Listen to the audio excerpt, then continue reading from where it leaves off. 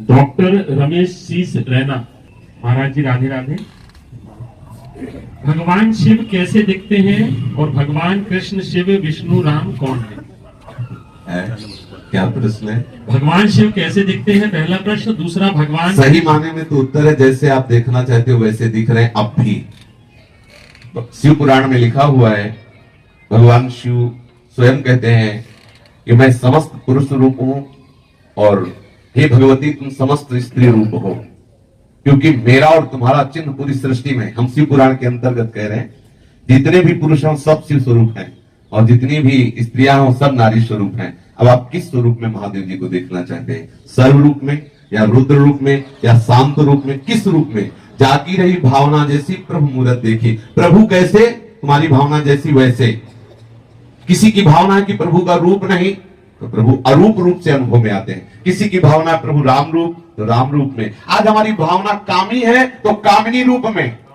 जैसी हम भावना करते हैं, मेरे प्रभु के सिवा ना कोई था ना है ना रहेगा, हम जैसी भावना करते हैं वैसा आज है। वास्तविक शिव का स्वरूप देखना है तो खूब शिव शिव शिव शिव रटो और वो कृपा करके अनुभव करा देंगे। वो वाणी का विषय नहीं, जो वास्तविक शिव का चिदानंद स्वरूप है वो अनिर्वचनीय है और वो स्वयं दिखाए तो आप देख सकते हो किसी की सामर्थ्य नहीं।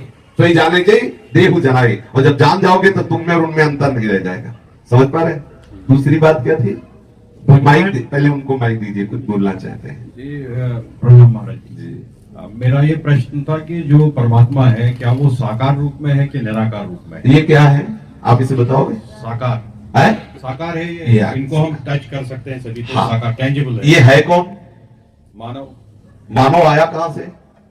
मानव तो मतलब इतने में समझो, कृति माने रचना। जी जी ये सब रचना है ना, तो कोई रचनाकार है ना, इतना मान गए ना। जी जी। कृति माने रचना, प्रकृति, जितना भी जो कुछ है वो एक रचना है, इसका रचनाकार कोई है।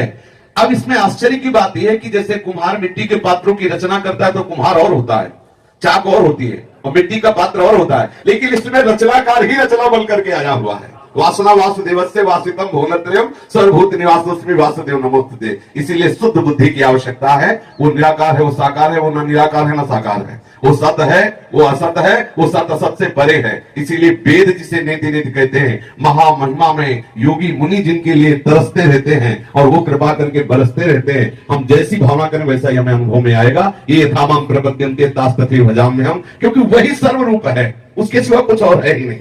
ये बात समझ में आ रही है? आगे महाराज जी, जैसे हम ध्यान लगाते हैं तो ध्यान लगाने के टाइम में हम क्या ये कल्पना है, जैसे हम कल्पना करते हैं कि हमारे भगवान शिव के हाथ में त्रिशूल है, जटाओं से गंगा बहती है और यहाँ पर चंद्रमा है, तो क्या ये हमारी कल्पना है, किसी व्यक्ति की कल्पना रही होगी कि इस तरीके से भगवान? अब इसमें थोड़ा सुधार कीजिए। लौकिक दृश्य को लाने के लिए कल्पना शब्द का प्रयोग किया जाता है और परमार्थिक के लिए भावना का किया जाता है। भावना पवित्र होती है और कल्पना झूठी होती है। कल्पना में हम एक कल्पना कर रहे हैं, वो है नहीं, और भावना में सत्य है, वो है जो आप चिंतन कर रहे हो, ये है। संसार का जो दृश्य है ये कल्पना कहा जा सकता है, लेकिन प्रभु का जो स्वरूप है वो भावना किया जाता। आप जैसी भावना करोगे वैसा अनुभव आएगा। ये किसी कवि की कल्पना नहीं कि वो त्रिशूल लिए हैं, उनके माथे पे गंगा है, वो है। आप अनुभव करो तो आपको दिखाई देंगे। और जिन्होंने प्यार किया है उनसे, तो जैसे अम्मा बप्पा प्यार करते हैं ना, अम्मा बप्पा समझते हैं, गांव की भाषा में कह जाती, ऐसे प्यार करते हैं भगवान शिव और पार्वती। आज भी वैसे ही प्यार करते हैं। कभी कभी कोई ऐसी बात आई तो दिखाई देता है कि अम्मा बप्पा आ गए और उनका दुलार बरसने लगता है, वो है। उनकी भावना करो, कल्पना नहीं। कल्पना शब्द एक सांसारिक हो जाता है और भावना शब्द भक्ति से जुड़कर साकार स्वरूप हमारे सामने प्रकाशित कर देता है। समझिए जी। महाराज जी, जैसे शिव और पार्वती है तो हम शास्त्रों में लिखा है ये अर्धनारेश्वर है, एक ही शरीर में दोनों है, तो अर्धनारेश्वर असल बात वही, अलग अलग दोनों फिजिकल फॉर्म्स है, वो वही शरीर अलग अलग है। हम जैसी भावना करते हैं ना वो ऐसे एक ही तत्व। पहली बात ये समझ लो, एक ही तत्व है, दूसरा नहीं। वही तत्व लीला के लिए अर्धनारीश्वर बनकर के दिखा रहा है कि आधा मैं शिव हूं, आधा शक्ति हूं। फिर वही अलग अलग होके दिखा रहा है, देखो ये मेरा पूरा शिव रूप है, ये मेरा पूरा शक्ति रूप है। फिर वही चराचर रूप में होके दिखा रहा है, ये देखो मेरा वैभव है कि मैं ही चराचर के रूप में व्याप्त हूं। और ये जो बात जान जाता है वो मुक्त हो जाता है, जो नहीं जान पाता वो बंधा रहता है, राग द्वेष और द्वंद्वों में जन्म मरण आदि नाना प्रकार के क्लेशों को भोगता रहता है। समझ पा रहे हैं आप? जी जी महाराज जी। भगवान कृष्ण शिव विष्णु राम कौन है? एक ही है। नाटक मंच पे नौटंकी के नाटक में एक ही कलाकार पहले राजा बन के आता है, फिर जोकर बन के आता है, वही सेवक बन के आता है, वही नाना प्रकार। गोपाल शास्त्र नाम में भगवान का नाम है जगन नाटक वही भवा। ये तो बड़ा आश्चर्य है, वही दुष्टात्मा बनता, वही महात्मा बनता, वही स्त्री बनता, वही पुरुष बनता, और नाटक मंच स्वयं है, और नाट्यकर्ता भी स्वयं है, और नाटक का निर्देशक भी स्वयं, पूरा का पूरा एक ही वही पिता, वही पुत्र, वही पौत्र, वही सार। और यह रहस्य रघुनाथ कर बेग ले जाने कोई, और जो जाने रघुपति कृपा तो सपने मोह न होए। यही ब्रह्म ऋषि महात्मा जन जान गए तो जीवन मुक्त हो गए, और संसारी यही नहीं जान पाते तो लाठी चलाते, मेरे भगवान बड़े तुम्हारे भगवान छोटे, चल रही लाठी। भगवान तो क्या, खोपड़ी फूट रही, छोटे बड़े अस्पतालों में गारी गुप्ताल और निंदा स्तुति। प्रभु एक सम स्वरूप सर्वात्म भाव से सब जगह विराजमान है, वही राम है, वही कृष्ण है, वही शिव है। ये तो बहुत बड़ी बात हो गई, वही दुष्टात्मा है, वही महात्मा है। विद्या विनय संपन्ने ब्राह्मणे गविहस्तिनी स्वनिजय सुभागे च पंडिता समदर्शिना।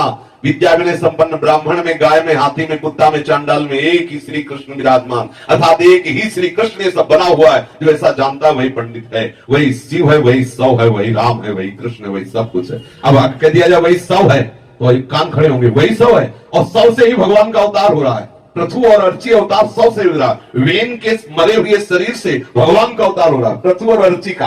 अब बोलो वही है ना, वही शिव है, वही सौ है, वही शक्ति, वही चराचर जगत एक है।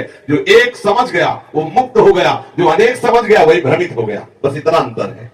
वही सब रूपों में, वही राम है, वही कृष्ण है, वही शिव है। जहां आप अपने मन को लगा दो वही सबसे बड़ा है, और उसी का सारा बसारा है। शिव पुराण देखो तो सबसे बड़े शिव, देवी पुराण देखो तो देवी, भागवत देखो तो सबसे बड़ी देवी, भागवत देखो तो सबसे बड़े कृष्ण, गरुड़ पुराण जहां जो देखो, गणेश जी का देखो सबसे बड़े गणेश, क्योंकि वही सबसे बड़ा तत्व सब रूपों में खेल रहा है। तो कोई कहीं कोई छोटा है नहीं, और हम सब बड़े बनना चाहते हैं, नहीं बने।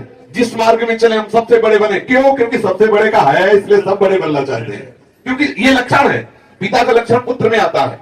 सबके हृदय में रहता है मैं टॉप पे पहुंचू, क्योंकि टॉप वाले का है, सबसे टॉप जो है उसी का है, इसलिए सबके अंदर ये रहता है। मैं अगर चोर भी बनूं तो टॉप का चोर बनूं, बदमाश बनूं तो टॉप का बनूं, बालाजी बनूं तो टॉप का बनूं, विद्वान बनूं, क्यों? क्योंकि वो टॉप का है, वो सबसे बड़ा जो एक अद्वितीय तत्व है उसी का है, इसलिए उसी की तरफ भाग रहा है। मैं मरूं ना, मैं सदैव सुख में रहूं, क्योंकि अविनाशी का है, सुख सिंधु का है। ये लक्षण प्रतीत होते हैं कि हम सब उसी सच्चिदानंद के स्वरूप है, अपने को भूल गए देह भाव में। आज का सत्संग सुना, प्रारंभ था अभिमान ही जन्मता मरता और नाना प्रकार के चाह भय आदि प्रकट करने वाला है।